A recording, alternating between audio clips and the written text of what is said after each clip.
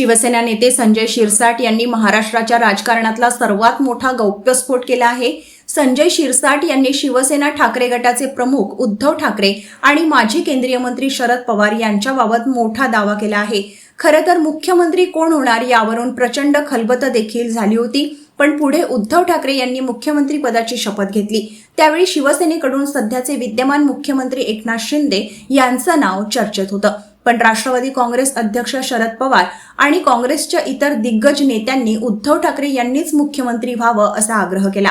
त्यामुळे उद्धव ठाकरे यांनी मुख्यमंत्री होण्याचा निर्णय घेतला असं ठाकरे गटाच्या नेत्यांकडून याआधी सांगण्यात आलंय, पण शिंदे गटाचे प्रवक्ते संजय शिरसाट यांनी याबाबत वेगळाच दावा केला आहे।